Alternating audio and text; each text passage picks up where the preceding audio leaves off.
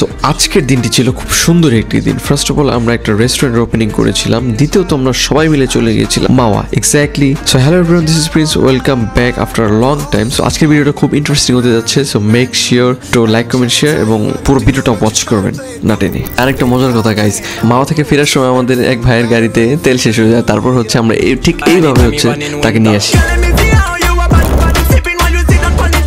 Alright, so video শুরু করছি guys আমরা একটা সুন্দর একটি জায়গা থেকে। এই জায়গাটার নাম হইতেছে ডাকবাংলো, যেটা হইতেছে আপনার দোহারে অবস্থিত। এখানে আসলে আপনারা লিটারালি কক্সবাজারের ফিল পাবেন। সো কক্সবাজার যাওয়ার বাজেট না থাকলে এখানে চলে আসতে পারবেন, ফ্যামিলি ফ্রেন্ডস নিয়ে খুব সুন্দর টাইম স্পেন্ড করতে পারবেন। সো ডাকবাংলো আসলে অবশ্যই আপনাদের খুবই ভালো লাগবে, আমি রেকমেন্ড করতেছি আপনাদেরকে এখানে আসেন। দেখেন কি সুন্দর ভিউ এখানে, ব্রো, লিটারালি কক্সবাজার।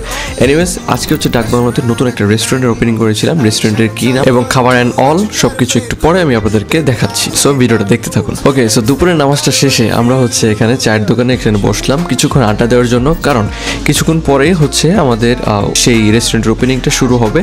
সো আমরা এখানে কিছুক্ষণ টাইম স্পেন্ড করতেছিলাম। আর এখন আমাদের হৃদয় ভাই আছে, হৃদয় ভাইয়ের সাথে দুষ্টামি করতেছিলাম, কারণ হৃদয় ভাই হচ্ছে মাত্র আসলো, যদিও আমরা অনেক আগেই আসছি। আচ্ছা, তো অনেকক্ষণ তো হলো, দুপুরের খাবার চা দিয়ে তো আর হবে না, চলেন আমরা রেস্টুরেন্টের ওখানে যাই। তো রেস্টুরেন্টের নাম হচ্ছে পদ্মা বিলাস রেস্তোরাঁ, যেটা হইতেছে আপনার ডাকবাংলো ঠিক মোচরটার এখানে। সো এখানে তারা ইন্ডিয়ান বাসমতি চালের অথেন্টিক কাচ্চি নিয়ে আসছে এবং এখানকার শেফ নাকি 100 ফিটের ঠিকানা রেস্টুরেন্টের শেফ। সো প্রতি শুক্রবারে আপনারা এখানে পেয়ে যাবেন বাসমতি চালের অথেন্টিক কাচ্চি। ওকে, তো সত্যি বলতে কাচ্চির টেস্টটা খুবই ভালো ছিল। প্রতি প্লেট হচ্ছে 300 টাকা করে পাবেন। আর এটার ফুল ভিডিওটা আমরা কভার করেছি ভাইব উইথ মাহিন চ্যানেলে। তবে আপনারা যদি আমাদের চ্যানেলে নাম নিয়ে আসেন তাহলে আপনারা কিন্তু 10% ডিসকাউন্ট পেয়ে যাচ্ছেন। আর ফুল ভিডিও দেখতে চাইলে আমাদের ভাইব উইথ মাহিন চ্যানেলে যেতে পারেন, go and check the full video. So আমরা আমাদের শুট টুট সব শেষ করে ডাকবাংলোতেই ছিলাম, সুন্দর ভিউটা উপভোগ করতে করতে ওইখানে বসেছিলাম। সো ফাইনালি দেখতে দেখতে রাত হয়ে গেল। সো এখন হইতেছে ইন্টারেস্ট, কারণ এখন আমরা যাচ্ছি হইতেছে মাওয়া।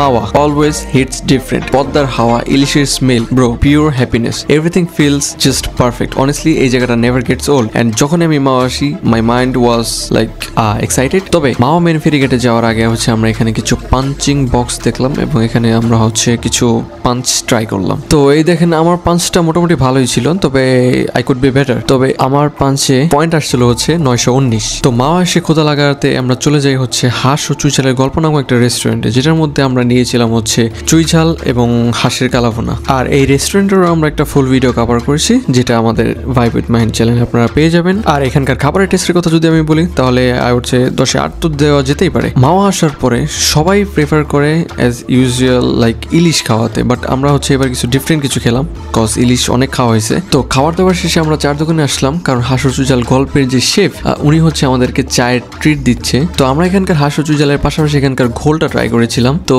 আমরা এটাকে কম্পেয়ার করেছিলাম ভাগ্যকুলের ঘোলের সাথে, তবে ভাগ্যকুলের ঘোলের সাথে কম্পেয়ার না করলেও এটার টেস্ট একদমই বাজে ছিল। Okay, so basically guys the thing is আমরা আসছিলাম হইতেছে মাওয়া ঘাটে, এন্ড এক্স্যাক্টলি অনেকক্ষণ টাইম স্পেন্ড করার পরে আমরা সবাই মিলে এখন রওনা দিচ্ছি।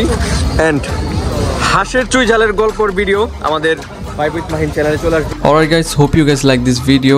আর ওনার সাথে হইতেছে কিছুক্ষণ কথা বলতেছিলাম, উনি হচ্ছে হাঁস ও চুইঝাল গল্পের একজন স্টাফ।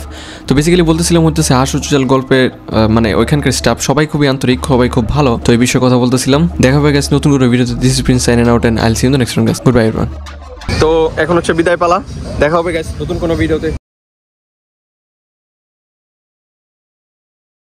এটা তুমি যে ড্রাগস নিলে ও সেলা নেন না ওটা দেখেন অবস্থা, ওই গাড়ির মধ্যে হইতেছে তেল শেষ হয়ে গেছে মাঝ রাস্তার মধ্যে।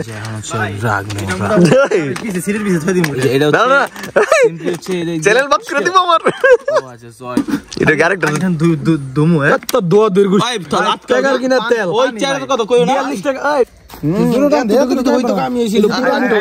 এই যে মুকুল দায়া তারপরে ছাড়ছে এই ফ্লোতে থাকবো না, এই ফ্লোতে বেশি করে ছাড়ে রে। ওই বেটা টান দে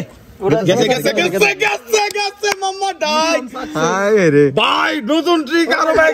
ওই ওই মিয়া শুনো, এই এই ভাই আপনি নেশা বাইতে যাই করেন তো এখানে এর বড় ভাই বিয়ে হালাই কে দুইলো নি এ মানুষ না আমি নি কিরা। ওই মে কাহিনী শুনো না, আর কিছু না দে বুঝে তেল গেলে কিছু না। তোমার ফ্রেন্ডের বড় ভাই বিয়ের ভিতরে ডাইঙ্গারি এমন মোটরসাইকেলে তেল ফুরাই গেছে গা। যারা এমন বিপদে পড়ছেন ভাই, তেল লাইকা বন্ধুর তাড়াতাড়ি এই ট্রিকটা শিখে রাখুন ভাই, বেস্ট একটা ওয়ে সিধা দিকে ভাই। যদিও হাতে চাপ করে ট্রাই করবেন। Love her anytime even in winter. Girl, let me see how you a bad